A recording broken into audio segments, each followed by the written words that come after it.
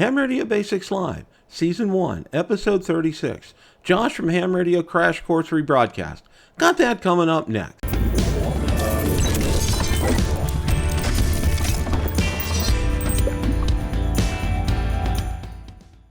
Bill from Ham Radio Basics here.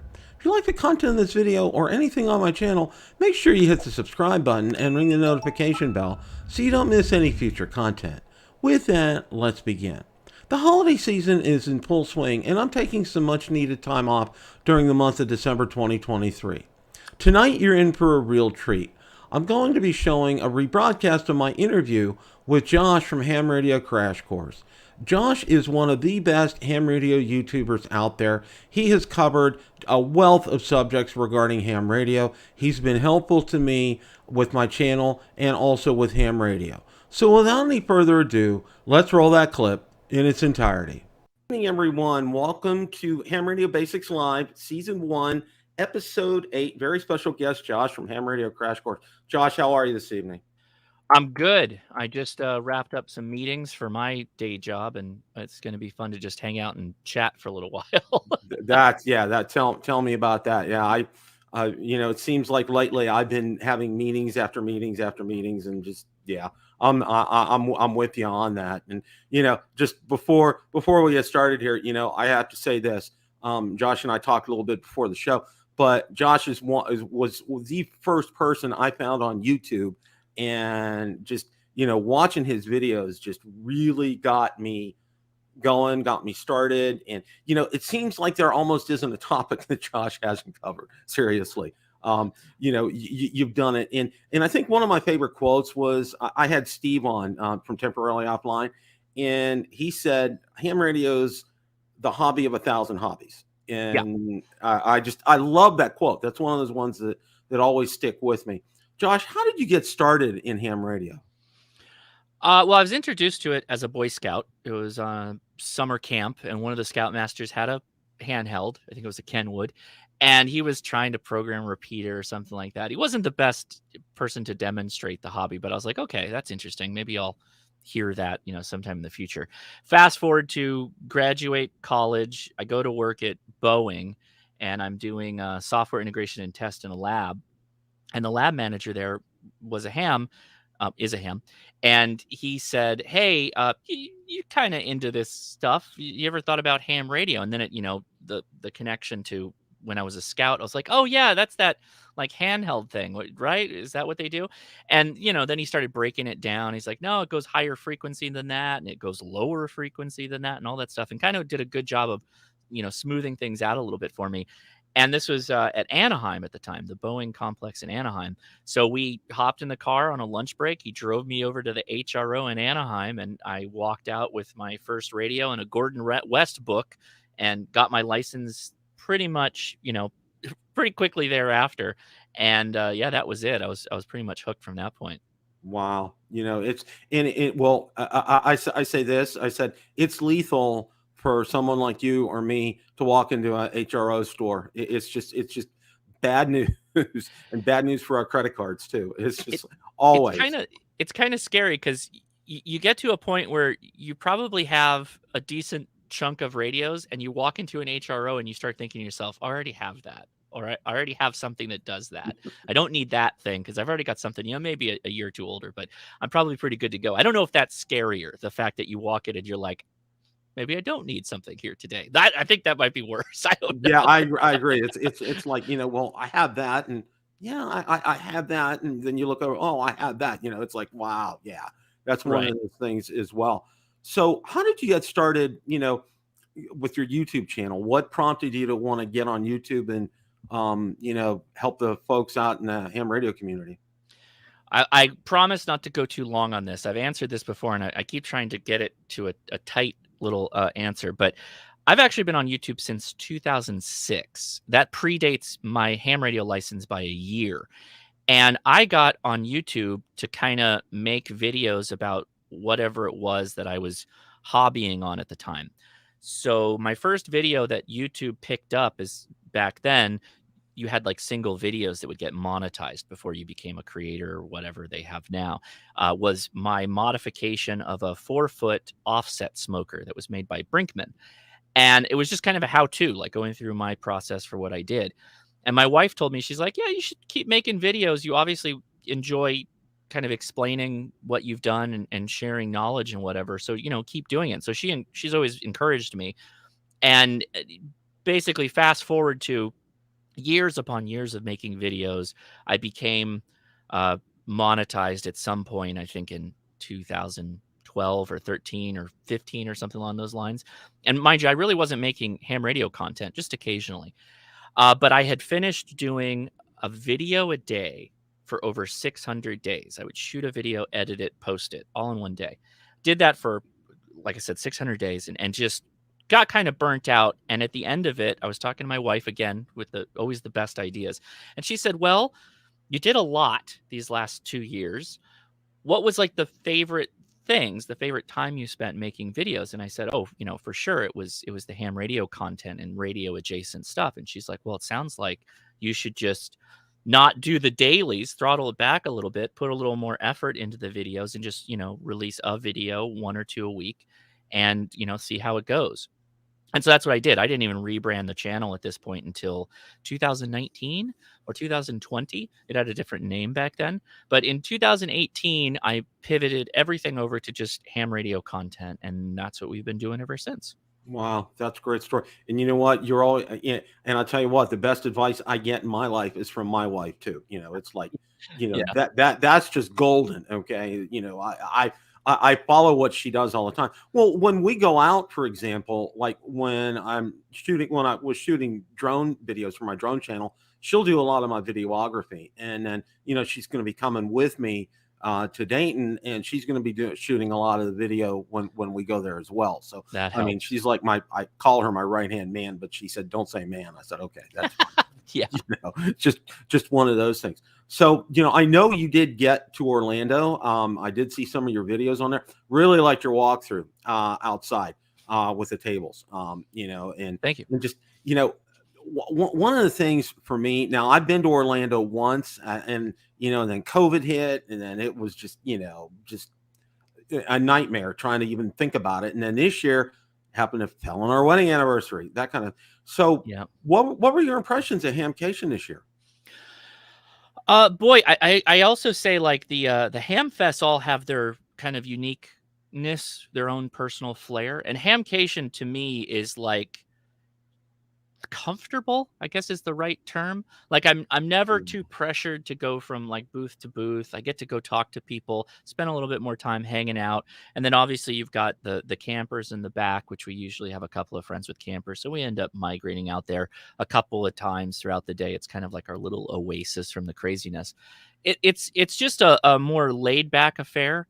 I know Huntsville is usually considered like the laid back one, which I do to agree to a point, but HamCation's kind of all right there. And you kind of get to do all the things. They've got a good flea market. You can't beat the weather. And yeah, it's just kind of a good little middle spot for just a fun kind of laid back ham radio, ham fest kind of thing. Yeah, and I agree. And the thing I like about it, because I haven't been to Dayton, and and I've talked to people that go to Dayton. They said, put your walking shoes on. You're gonna be doing a lot of walking in Dayton, and I'm Hmm. planning on taking my New Balances with me. But what the nice thing about Orlando is, it's like two buildings, and and that's it. And then there's the campers, and then there's outside with the flea market and everything. But I really liked your flea market and some of the things you found out there. I mean, it seemed to me like there was a lot of good things for sale there. And I always say this too, and see what you think about this. It always seems to me like when I go to an event, a ham fest or something like that, Yeah. if I drive, I don't find anything. But if I fly, I'll always find something. It's like always. I've never been lucky enough to go to any of the big fests without flying, and I generally find like a thing or two. I try to keep it small though for reasons you've already kind of hit upon. I have noticed, oddly enough, the Hamfest, the swap areas kind of also have their own flair. I've noticed that you see kind of a wide swath of things at HamCation, including and a little bit more CB radios. You see a little bit more of that at Hmm. HamCation. And this is not to say anything negative. I think that has its own place and that's good too. But you see a lot of really esoteric things at HamCation. You see more like tube test units, like freestanding tube test units, and these big devices that loosely related to ham radio. A lot more Motorola type stuff I've found at HamCation. There are newer radios, I would say probably on par with that of HamVention. And then Huntsville, I would say, is like kind of where you'd go if you're a boat anchor enthusiast. There's a lot of tube radios, really nice tube radios at Huntsville. Yeah, and it was great, Mhm. and and I had Anthony on, and I don't saw he's great. He's up in Michigan. He was there. He found a guy that does the box. I call them, God, I'm gonna call them boxes, but the all-in-ones in the boxes. And and he told me, he said he had such an incredible story behind him. I think he's handicapped, and just it was just so incredible, because a lot of times we take ourselves, and and we're going there and we're talking to vendors and everything, but yet he spent the time to talk to him, and he's done one part of it, and he's going to do another part. Just incredible. It's a family-owned business, and apparently it's pretty popular with these all-in-one boxes. I don't know if you've run across him or not. I didn't see him. I think was he the gentleman that had the 705 box thing? You bought the box and then you put the. Oh, you're talking about Shack in the Box. Shack in the Box, yeah. Oh, James Lee and the Lee family. Oh, absolutely, yeah. Yeah. I always see them. We always say hi and visit for a little while. During my live stream in the main building, we stopped at Shack in the Box and talked to them for a little while. Yeah, they're really cool, because you can see that there's a lot of work that they went into for a lot of the finishing that goes into the Go Box. Like they use these, I think they're aluminum, the plates that they do, and they do like etching on it and stuff like that. They're really quality type of boxes that they put out. Real, what feels like handmade. Although I know most Go boxes are all handmade by definition, but yeah, they do good stuff. Well, I asked Jason when from Ham Radio 2.0, what did he pick up there? And he got one of the Go boxes from the guy that does the 705 Go boxes. Yeah, different guy. I think that guy was in the Shack area, or the swaps area. Yeah. And that's also an interesting thing, because it kind of puts all the IO, the input output, like on the top plate. So you kind of just open the thing up, and you can go to work. Yeah, and I've yet to find out. I don't think he's done a follow-up video on that, but I'm real interested to see how that worked, because it's a pretty much a self-contained unit, and it would be real interesting to see how all that pans out. One of the things that I've been asking people lately, that I've had on, is the IC 905. It seems like there's two schools of thought. It's like opening up a can of worms. It's like talking about grounding. Okay, you bring up grounding, and yes, it's like you're going to get 1,000 different answers, and right. Every one of them's right, and that's the way you need to do it, and all that kind of good stuff. And it's kind of seemed the same way on the 905, because what I've heard, I knew before the price came out, before HRO priced it, I knew it was going to be pricey. Okay, mm-hmm. And the other thing that I knew too was yeah, it is a niche.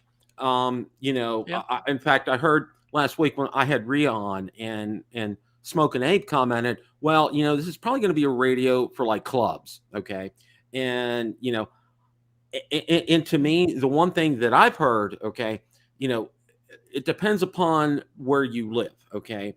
For example, 100%. And you probably know very well in Southern California, there's probably a good microwave community out there. Huge.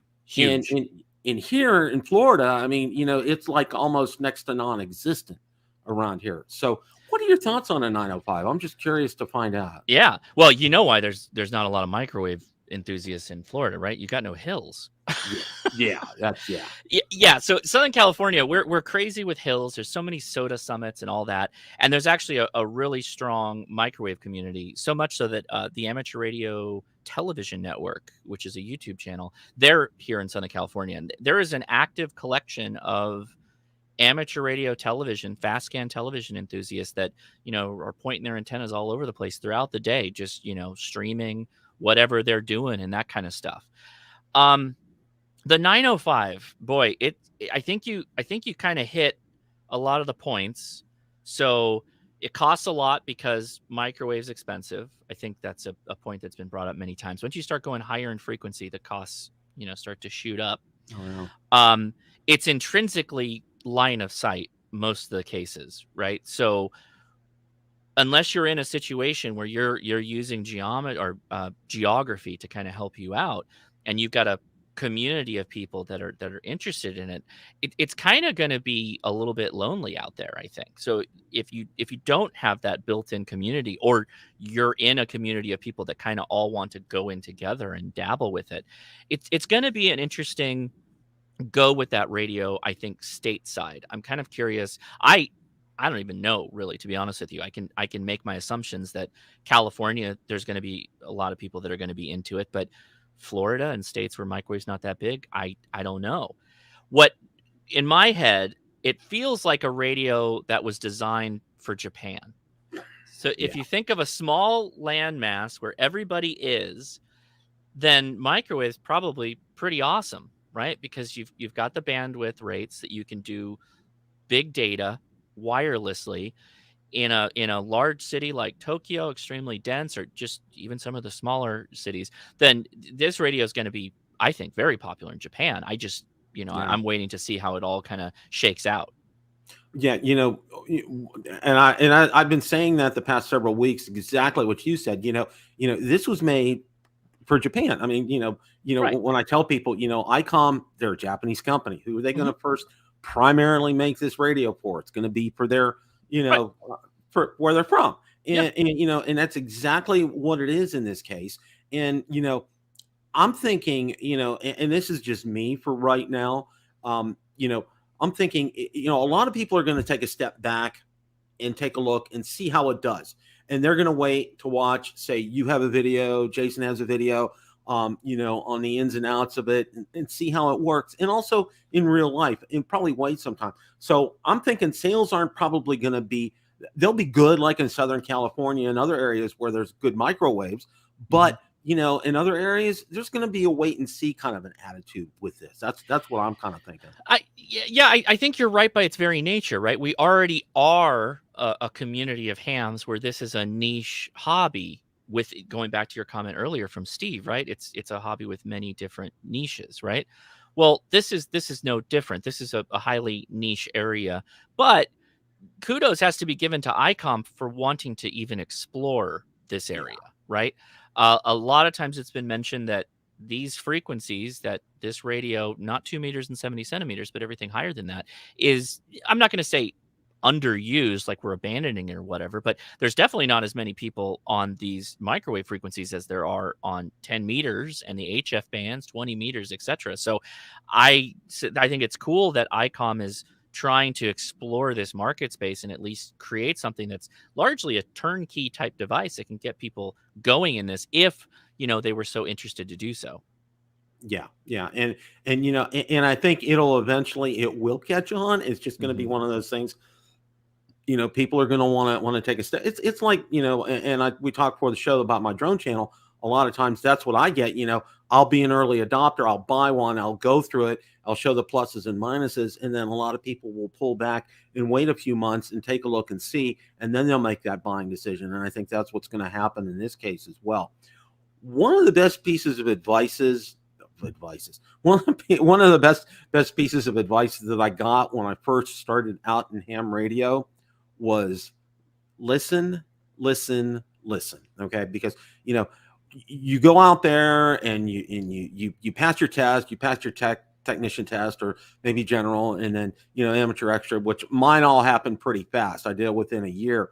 And then the first thing you want to do, you want to key up that mic. And one of the guys I saw somewhere, and I don't know exactly who it was, he said the first three things you need to do: listen, listen, and listen. I mean, you can't get any better advice than that when you start out. Yeah, I think it also depends on what your path to amateur radio was, right? In, Hmm. in my attempt to be kind of brief with my background, the thing that I always did and always had growing up was a shortwave radio. So I grew up already listening, right? I grew up with, how do we make this antenna better so that I can get that hot DX shortwave station in and waking up early and going to sleep late to get, min max the time cycle for bands, right? So for if your path to amateur radio is via shortwave listening and those aspects of radio where you listen more, it's highly possible that you're kind of already adept to listening more and not transmitting as often, right? By the way, I completely support the listen, because if one night you're listening to a net, and the next night you're listening to a contest, and the next night you're listening to a POTA, those are all subtly different exchanges. And if you just barge in there and like, I'm here now, let's make this contact, you're going to get people coming back at you saying, hey, you really kind of need to pay attention and do what the Romans do in this case. Yeah, yeah. And lately, one of the things that I've seen, and it's just been, it's like they've come out of the woodwork, are the sad hams. Yeah, you can thank God, not a Rubicon for coining that term, but I think it's yeah. apt. Oh, and I love him. I absolutely love his channel. Yeah. It's like, and who did a video recently on that? I think Ape did a video on that. I think Mike K and MRD, he did another video on that. I mean, it's like, and a lot of times what we'll do, like in the drone community, we don't give these guys oxygen. Okay. Right. We kind of cut them off at the knees, and I know, and I go out in some of the groups and I'm like, oh my gosh, people, you're making this thread too long, and good admins, like the admins on your page, they'll cut that off at the knees because you're giving people like that oxygen to breathe, and you want to cut them off. And it's really, there's kind of multiple ways to take that question, because that's a good comment. If you're talking about the social media aspect of amateur radio, so not the operation of the radio, right? Like just where a lot of people go to just air the dirty laundry. The problem is that quickly will consume the entire group. That's why we have a very, non open and inclusive environment on all of the Ham Radio Crash Course social media type stuff, because we're trying to encourage people using radio, people having fun with radio. It doesn't need to be this place where people come and just are constantly complaining about stuff, or, oh, this person did this to me today and blah, blah, blah. I think his call sign is this, and it turns into a witch hunt and all that stuff. Most of the time it's like, hey guys, to be honest, most of the time you probably should just VFO away from where that's going on and move on with it. But to go back to kind of where you started this, the statement on like there's more sad hams. See, I don't know that that's true. I think what's happening, and this is a byproduct of us pointing cameras at radios and making videos, is we're encountering the people that have been doing this for a long time, and we're shining the light at it. And by shining the light at it, it's getting many more eyeballs and ears listening to what these bad actors are doing on the bands. And while it's true that a lot of this is anonymous, and it's driving people to potentially not use their call signs, because who knows, Josh might be filming this right now. I think it is helping to at least cause awareness, to at least point out to the ham radio operator, like this area and this kind of thing, sometimes people can be a little bad actor-ish. So either one, stay out of that frequency space, like 7.200 megahertz, for instance, which is, you've probably heard that before. Or if you're doing a Parks on the Air and someone's trying to jam you up on your frequency, you just hold strong and you keep going. Like you're there, and it's okay that you're operating ham radio, and it's fine. Now, that doesn't mean you argue with and fight with somebody online. You just keep doing your business and keep making your contacts and keep going. And don't be discouraged by people that have nothing better to do with their lives, I guess. Oh yeah. That's one. That's one of the things that I've seen, and I'm so glad for people that just that go out there and really, well, I know a lot of people that do POTA like every weekend, and it's something, just stick to your guns is one of the things that somebody said. Don't be rude, but stick to your guns when you're doing that. One of the things for me when I first got started here, and this is, I'll call it a tale of two clubs. Okay. Now, the immediate vicinity, right where I live, we live next to a place called Sun City Center, and it is a retirement community. It really is it's a small city, but it's a retirement community, and and then right here, and also probably about 15 miles away, There's another city called Brandon. Okay, now I've joined two of the clubs, and it's like a tale of two cities. All right, one of the clubs, well-meaning, great people there, but they're older, Right. and it's like me being, I'm going to be 65 this year. I would be the youngest person there. All right, and Sure. you look at things like their website is probably about 20 years old and is in serious need of an update. Yeah. They don't have a means to, you have to pay your dues by check in person to somebody, Right. that kind of thing. And, their activities, the communication isn't there and everything. But then conversely, I go to the other one, and then, it's like a night and day difference. They have regular Saturday breakfast for people to introduce them, and they do things other than just going out on field day and things like that to get people involved. They have different picnics, they encourage family. It's like a tale of two cities with that. Mhm. How have you found clubs in your experience? Much like your experience, I found, um, the thing that I learned with clubs is if the person watching, myself or whatever, if I walk into a club and it's not doing the kind of stuff I want to do, whatever it is, ham radio. I was a member of a rod and gun club here in Cerritos, California, and I came to this because of this club.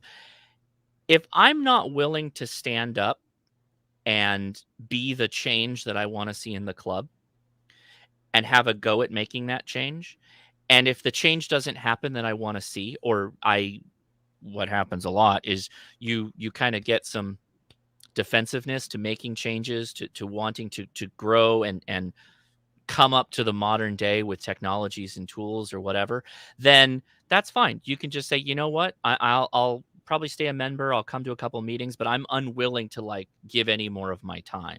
I'll make a go at it to try and see if we can make things change. But if they're unwilling to, there's no point in keep trying to swim upriver with a lot of these clubs. And Yeah. no offense, I'm not, again, I'm not throwing all clubs under the wheels here, because there are a lot of good ones like you mentioned, and we've got a couple of good ones down here, which they've got passionate people that are interested and they're doing the things that you are interested in, and then it doesn't feel like work. It feels like you're having fun with it, and you can be passionate about it and enjoy the process of giving your time and enjoying it. It's not a fight every time. And so I would encourage people that if you feel like you're fighting all the time, or you're constantly bumping your head against Robert's rules of order at every meeting, then maybe find a different club, shop around a little bit. But I think you got to at least give the effort to try and be the change you want to see in whatever club it is that you're working with. Those are very wise words, because and one of the things that I hear a lot of people get really frustrated about is when they go to the meetings, it's all about Robert's Rules of Order, and they spent and very little time for socialization. Hmm. Conversely, the other one, they get through their business quickly, and then they spend more time socializing than the actual meeting part, which is what it's all about. Because you know what, I know like me, when we go somewhere, I want to be welcomed. I want to, Yeah. hey, Bill, how you doing? Hey, Josh, good to see you. Yeah. I want to have that kind of exchange with somebody, because you know what, Bill, I've been having this problem with this antenna. What do you think I should do? To have bounce ideas off of people, Right. and one of the other things, and I wanted to run this by you, and I've heard some differing opinions on this. Some people say YouTube is a great Elmer, and I heard conversely the other words. No, nothing is substitute for an in-person Elmer. What's your thoughts on that? I think you can say yes to both. I think both of those things can be true. Um, I last time I checked, there isn't an in-person Elmer service that you can just call and go meet up with an in-person Elmer, right? You're it's really interesting, right? So, yeah, everybody wants a back pocket radio expert that they could have on speed dial and call at any moment for every solution. And for some of you, you may have that. And guess what? You're lucky, and you should thank your stars about that. For everyone else, I guess there's YouTube. I don't know. You know what I mean? You know where I'm going with this? It's like, yes, there are some individuals in YouTube that do fantastic fantastic videos. They are experts in their area, and when they're in that lane, they're killing it. They're putting out the best stuff. But so many people that go on YouTube, it's the second largest search engine in the world, are not just looking for that single lane, express route to the solution. They're looking for all this other stuff. And no Elmer, regardless of they're in person or not, is going to be able to answer every one of those questions. So what I always encourage people to do is stop necessarily looking at it as I must find the Gandalf sage that can answer all of my questions and knows all the things, and find somebody that knows how to work a problem with you. And then you all work together, and it raises the water for all ships, right? You got to be willing to be a part of the solution making when you have the question. And if you find somebody that can teach you the steps how to solve your own problems without just telling you what the solution is, that's the Elmer you want. That's the kind of mentor you want, is somebody that will grow that feeling or grow that skill in coming to your own solution. Yeah, I agree, because, so many people, get out there, and I know somebody in the chat said, they don't have a club by them. Well, that kind of really, lends the fact that, you got to go to YouTube to do that, which, it's okay to do that, and it's like you said, yes to both. I mean, if you can get you can get a warm, breathing, living human being, to answer your question and to help you out and to work with you, that's great. If you can't, you're 99.9% assured of finding something about that on YouTube, and then asking questions, and that's the beautiful thing. It's like, I've asked you questions before, you've gotten back to me. I've asked Jason questions before, he's gotten back to me. Same with Mike, same with other people, and that's the one thing that I have to say, and that I love about this part of YouTube is, for the ham radio content creators, for the most part, 99% of them are like this. Okay. They're great. They'll get back to you. They'll answer those questions for you. I know Mike from K8MRD, he's like that too. Working with people and doing that. And that's the thing. That's the thing that I love. And that's why I, and I want to answer one of my questions that I asked you, why I got started on here, why I got started on the drone space. I'll kind of back that up. Because drones are fun to fly. There were a lot of great videos out there, but as you well know, being in YouTube as long as you have, the longer that video goes, the less viewers are going to be hanging on by the time that video is done. Kind of.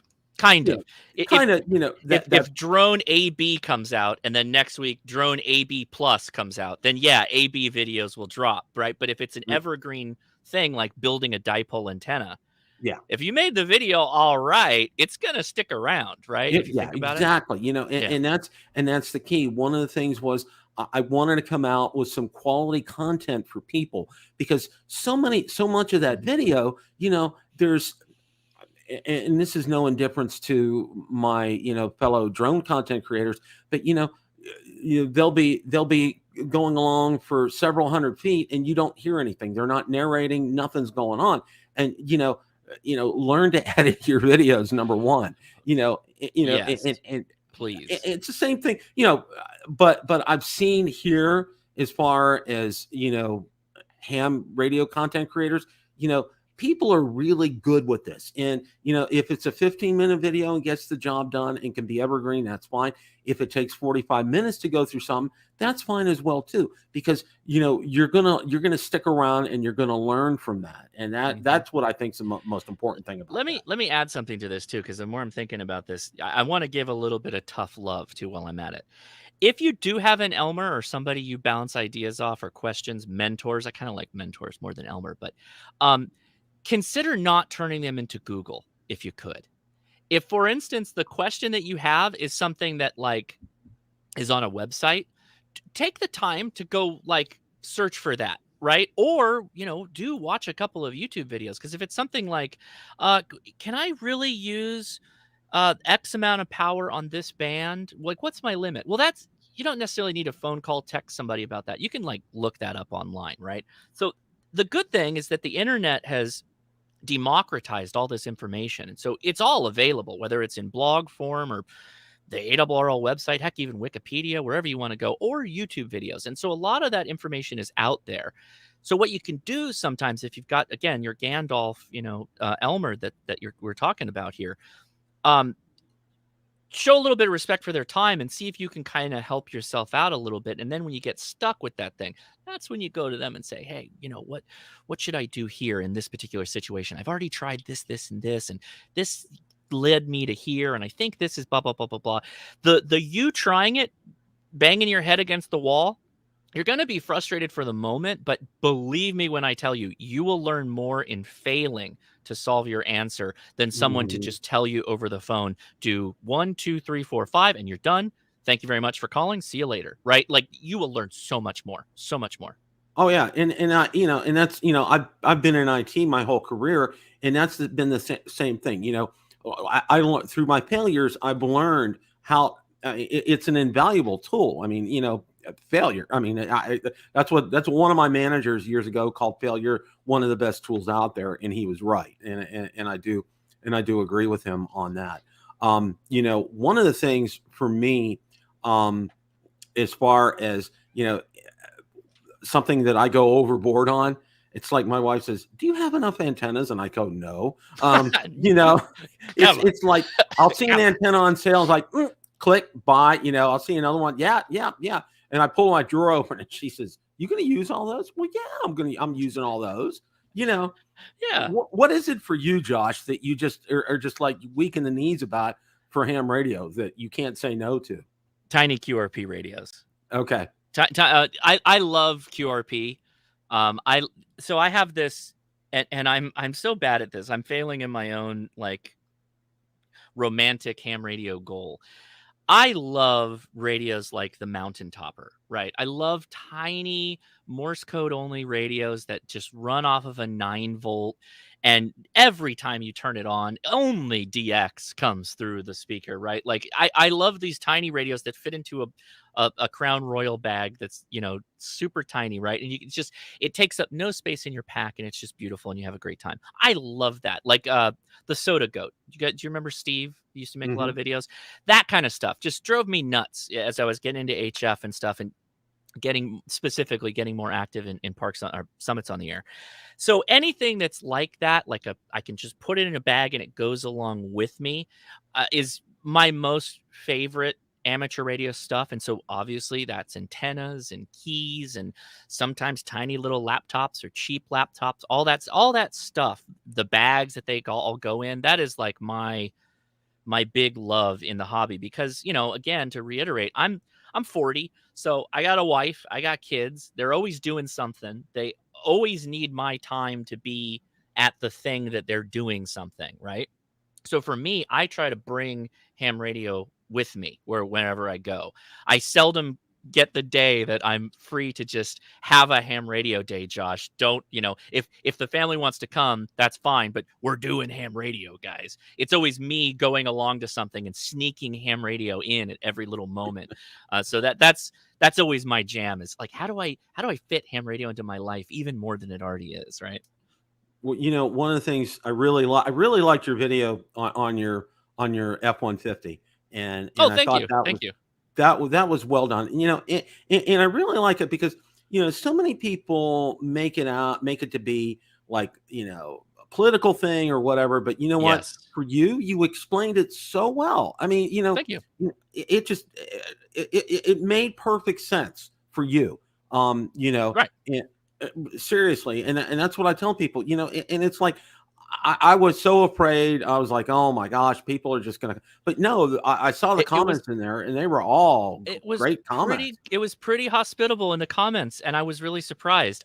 My goal with that is, one, so that I would have a video to just point people to explain why I use an electric vehicle, which is, along with gas. I still have a gas vehicle, but to do that.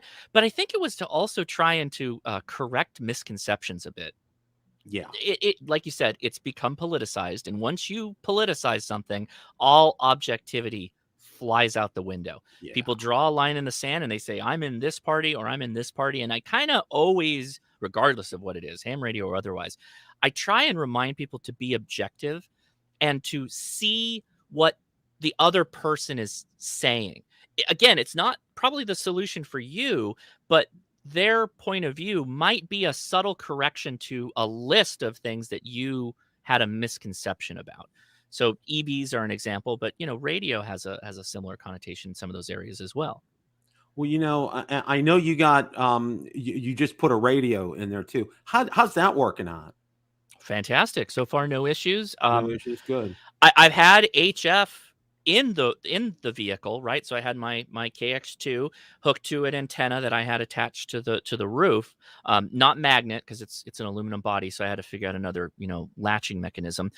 No noise, no major problems. And I mentioned this in the video that as far as EVs go in ham radio, they're oftentimes not that noisy.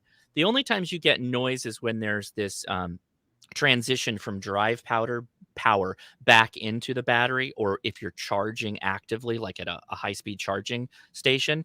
It's the hybrids I've found that seem to create more noise when they're converting engine power back into DC to get into the battery, and that process that can be noisy sometimes. But everything I said in the video is, it's a caveat though. Some companies are really good, some companies are not so good, and then even the same company could have one model of hybrid that's not great and then another model that's totally fine.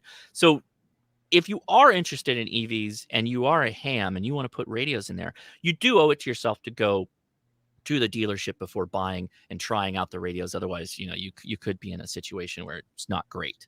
That's a really smart idea, and Mhm. I like the truck. I really do, and for you, it's perfect. I mean, it Yeah, just fits in. Your HOV lanes. We don't have them here in Florida, but gotta have it. it really fits in for you, and Yep. it makes perfect sense because uh, my gosh, do you want to spend all your time on the road? Oh, driving back and forth to work? And like, no, No. we don't want to do that. So yeah, that absolutely makes perfect sense. And I'm real pleased to hear that you're not having any radio problems in there either, because that was one of the things, I know some other people have talked about quite a bit. I know you said you've had a passion for QRP and, and QRP radios. And another piece of advice that I got from somebody when I first started out is, if you want to do a right, if you're an amateur extra and you want to do Yeah. something, don't get like a 705, get a 7300. Okay, Yeah. because if you're new at it, QRP is going to frustrate the daylights out of you, and I couldn't agree more with something like that. There's also a cost associated with this stuff, right? It's expensive stuff. And if you're talking to a ham that's, freshly minted ham, you're like, what's this all about? The good news is that QRP is actually more viable than ever because we're rolling into the high sun cycle. So yeah, why not? Give it a shot. Who cares? 10 meters, you're probably gonna do just fine. With that said, are you gonna tell somebody to go out and buy a $1,200 7300 or a $1,200 705? In most cases, I would probably say newer ham 7300 for sure. Get the 100 watts. It's still portable, but if you're not going out every day or every weekend to be portable, then you don't really need to have that capability. So yeah, 100-watt radio is probably where I would go most of the time. Yeah, and that it works really well. One of the things that I really like what you've done is your bags, and you go through your bags that you put together, but the emphasis on first aid, because even doing POTA, okay, of course, most of them are made for soda, but also for POTA, when you're going outside, you're subject to environment. Things happen out there, and that's one of the things that I've seen with your videos. You're really well prepared when you're going out and doing like soda. I mean, you really have covered everything from A to Z and then in between. Well, I try to. I'm sure I can always do better, but to mention a friend, K6ARK, right? We've had him on the stream before, search and rescue volunteer. You hear stories of him and what he's dealing with or what he has dealt with, and you go, boy, I don't want to end up like that, particularly on a Summits on the Air. So what do? Well, a little planning, a first aid kit, personal first aid kit is super important.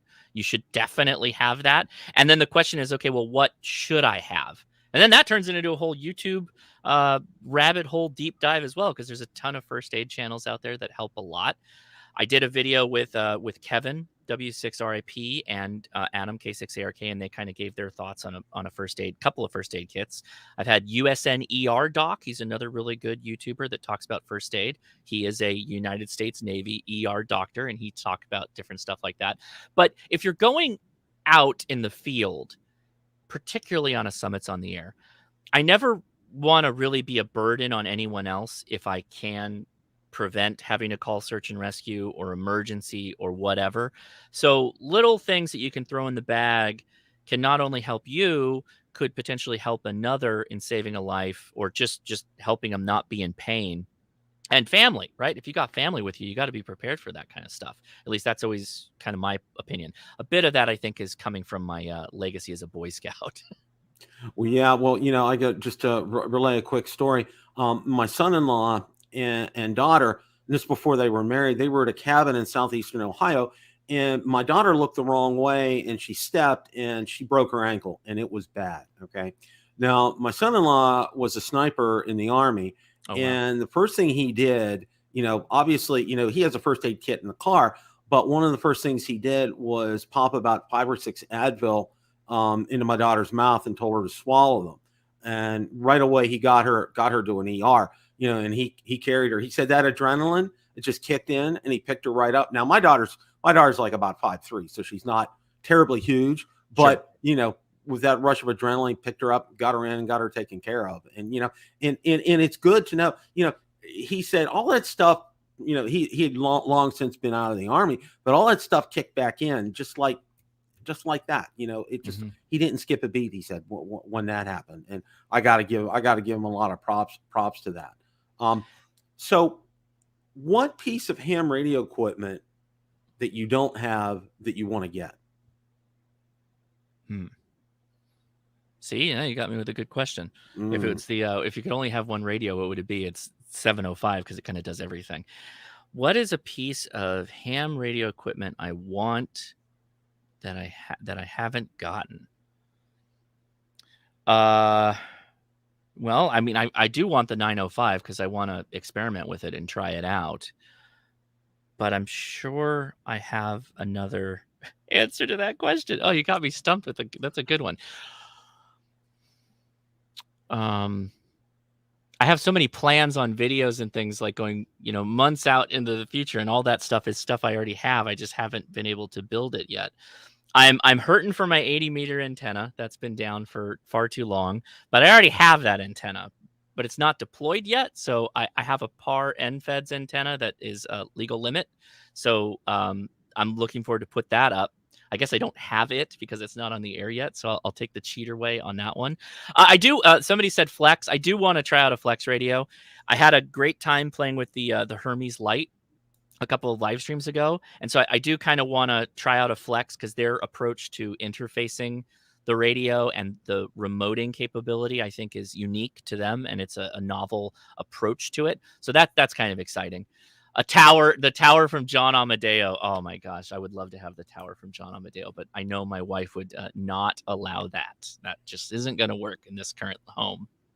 Yeah, see, that's the one thing for me, and I had it was great. I first got started on YouTube with ham radio.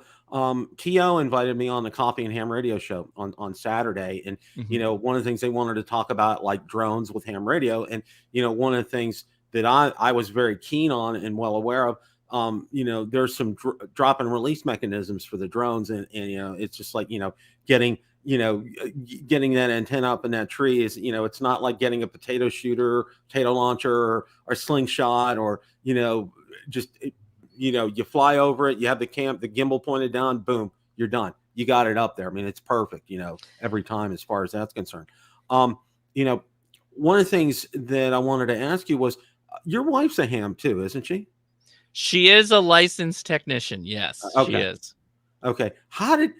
I'm trying to get mine, at least to get a technician license. How was that? Did you have can you tell me about that? Yeah, absolutely. It took over a year of weekly episodes of a podcast where I made is the wrong word. I encouraged her to take the practice test while we recorded the podcast.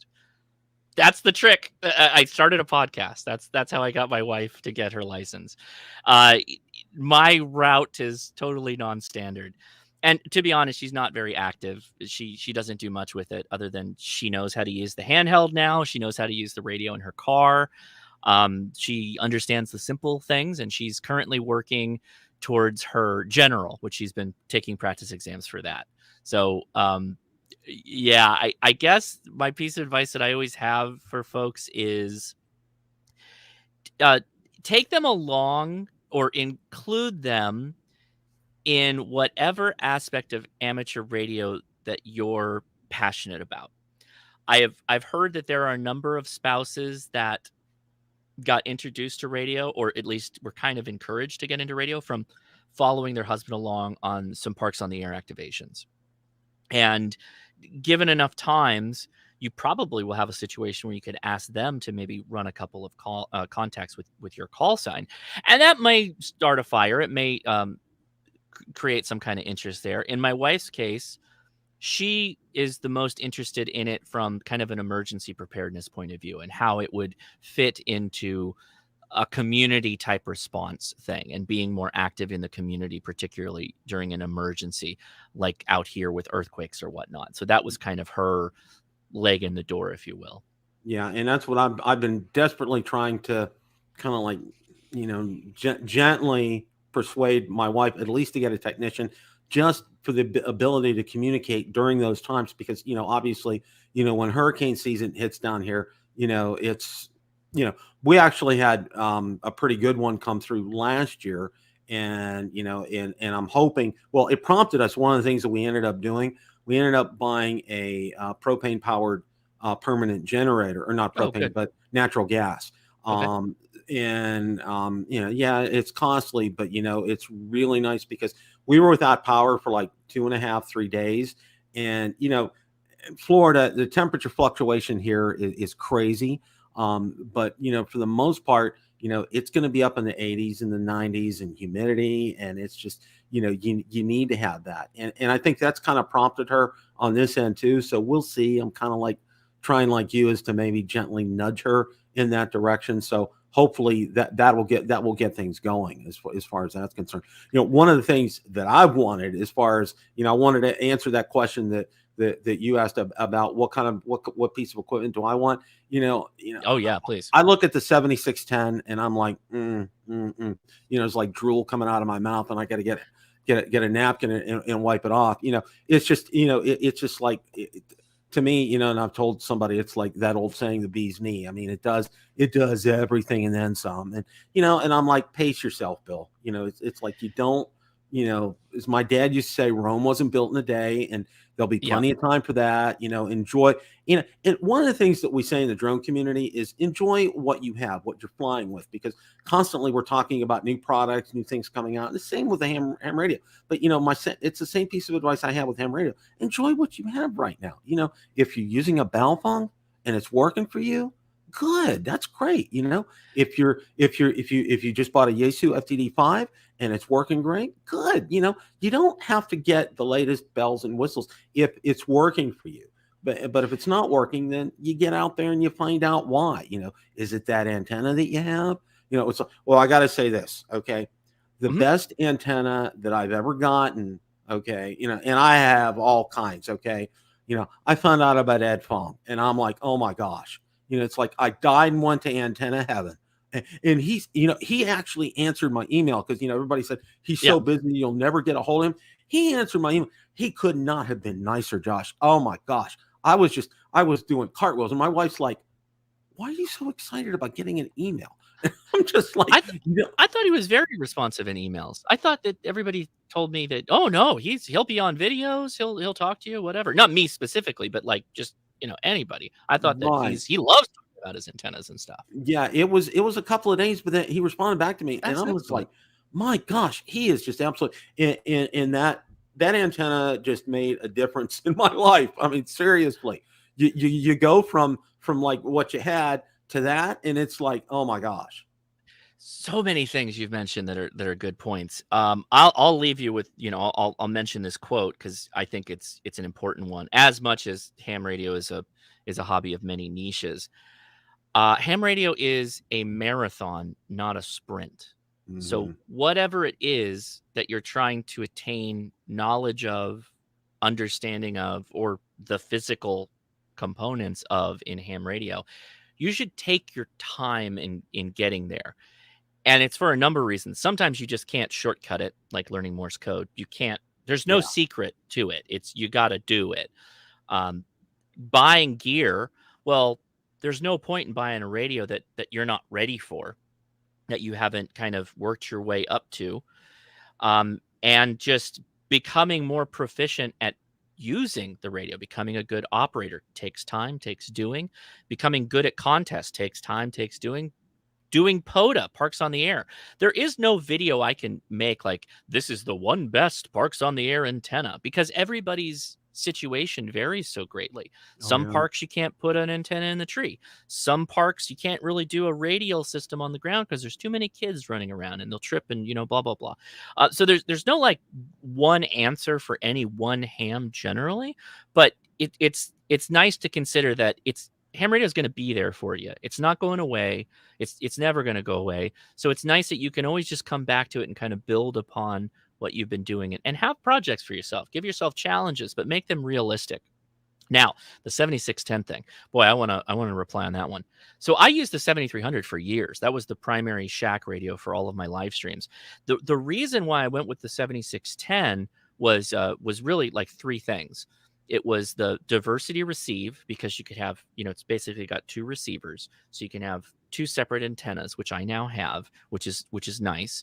The larger screen, but it's actually for my live streams is one of the major reasons, because it has that HDMI output, so that I can pipe it into my live stream, so that while we're sitting here doing this, I can just pull up, or where is it? I can pull up the screen like that, and it should pop up.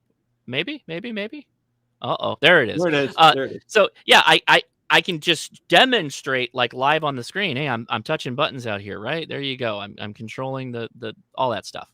So it actually becomes a lot more of a teaching aid and demonstration kind of thing than anything for me.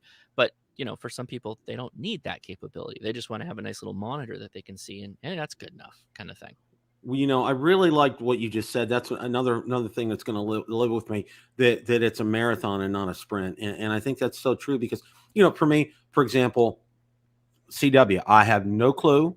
I haven't started it, and if I want to take it up in a year or two, I'm gonna do that. Yeah. And it's like you can do it at your leisure. There's no timetable. There's no saying. It's like projects at work. This is due by this date, and this is due by this date.